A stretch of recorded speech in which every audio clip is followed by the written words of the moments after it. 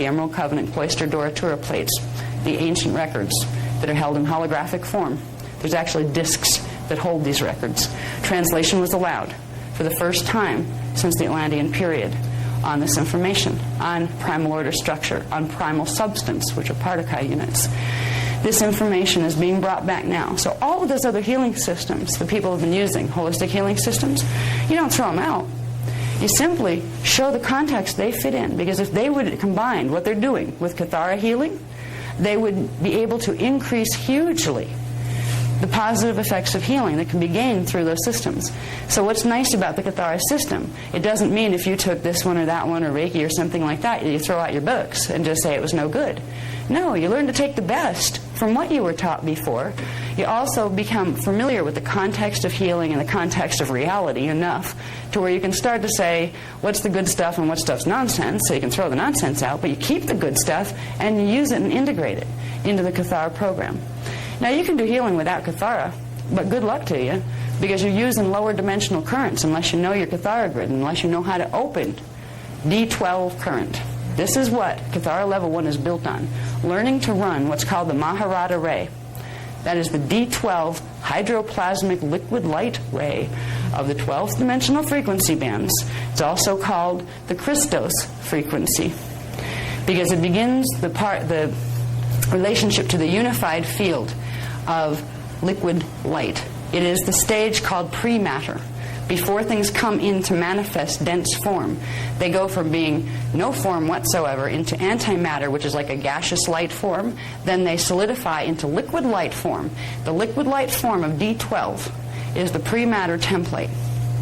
That is the divine blueprint template, because from there, from that universal field of liquid light, form differentiation begins to happen. That's where consciousness takes the form of a star, a planet, a galaxy, or a person, or an ant, or a tree. That's where your original mathematical program that holds the imprint for your body and for your consciousness coming into density is located. So what we're going to do in Cathara 1 is learn how to open up D12 current, the liquid light pre-matter current, which is the Christos ray.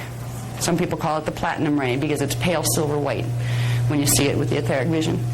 This is the beginning of resetting the mathematical program of your divine blueprint back into your Cathara system, your template, to wake up your divine blueprint again. This is the only way a being can generate enough frequency to override the genetic distortion that's been keeping us imprisoned in mortal bodies for so long. Without the D12 frequency, which has the ability to pull together all of the other frequencies below it, dimensions 1 through 11, it can pull those frequencies together and reset them to their original natural dimensional pattern, their mathematical coding. So if there's any distortions in the lower dimensional fields, the D12 frequency has the power to override it and set it back to its original imprint. The original imprint is what Source had decided was going to be the manifestation, and then it projected its energy into the creation framework, which is called the time matrix, which we'll learn about in context, from Source projecting its intention, what you were supposed to be, what you, when you were still a part of Source, wanted to be, why you came here. It set that impression, that original intention, in the D12 fields. It's located in liquid light. It's still an imprint. Now, because we've had distortions in the lower dimensional fields, we have not been able to express through the divine blueprint. That wouldn't happen on a planet that had the ability to naturally run D12 frequency. All planets start out with that ability. But there was grid damage done to this planet in 208,216 BC, long time ago.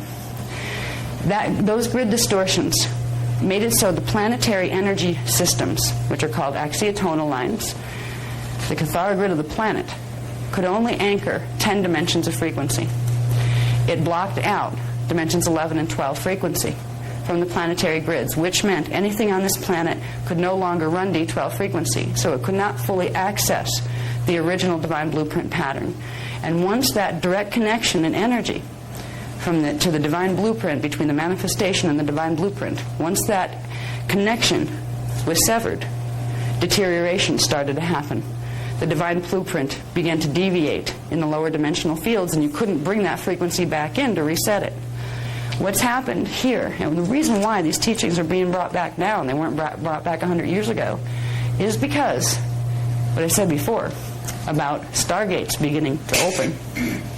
There are things happening on this planet that haven't happened in thousands and thousands of years. And one of the biggest things is there has been work done here to repair the damage that was done 200,000 years ago. For the first time in over 200,000 years, D12 frequency started running through the planetary grids on January 1st of 2000 because of all sorts of reparative work. It's called the Christos Realignment Mission on a planetary level that has been being done here. We have available now the D12 hydroplasmic frequency, which means we have access to the full mathematical coding. Our own pillar of light can send it down. We can get back into our bodies and into our DNA template and into the planet, the original divine blueprint. So when we're working with Cathara healing, we're going to learn the context so you understand dimensional structure, because that will help you to understand where you're pulling what from. What you're going to understand matter density levels, first of all. What it means to be physical. What it means to be physical in the next density up, which is still physical, but it's ghost-like compared to here. There are matter density levels. If you don't understand primal substance, you're not going to understand how matter density levels happen. So this is the part. Tonight we're going to do the part where you understand the basic framework. So you understand that it's a very easy, actually, framework. It's quite simple. There's millions of complexities as far as how energy works within the structure, but the structure itself is very, very simple. You don't need to have a master's degree in physics in order to understand primal units. You don't need to have a master's degree in anything to understand there are 15 dimensions. They relate to each other in a specific way. You're here, this is here, this is here, this is here, and this is how you make your relationship to the higher energy systems. This is what we're going to learn. So we'll go through that tonight. When we come in tomorrow, that's when the fun starts. The part that I love teaching most, and I guess it's probably because of the part that I enjoy most myself, is once you learn context, okay, that's what the universe is about and I'm floating around in it. The fun part is learning where your body parts directly connect to the primal structure of the universe, where your 15-dimensional anatomy is located.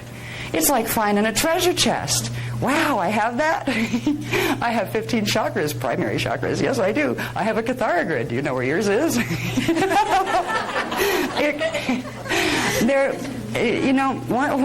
Once this information was given back and I could play with it on a conscious level, I remember thinking, I wish I could retire right now, because I'd like to spend the next maybe 20 years just locked up in a nice little comfortable room someplace investigating. Okay, where's chakra 1? What if I take a tour with my consciousness through chakra 1? You will find, when you know these energy body systems, you will realize something. You have the ability to access amazing amounts of information. It's like having a new forest to explore. You've got you and your consciousness, and now you know at least a roadmap of where you can begin taking yourself. If you want to look at D1, the first dimensional frequencies, and see what's going on there, you'd use chakra 1. If you want to explore D5, which is out of the three-dimensional system, you would use chakra 5. You start to realize you don't need to entertain yourself with outside stuff. Once you start to open your mind inside and realize what you are and what you're a part of, you can entertain yourself from now until eternity. Teach yourself all sorts of things. It's like the best cable network you've ever seen. The internet, instead of the inner.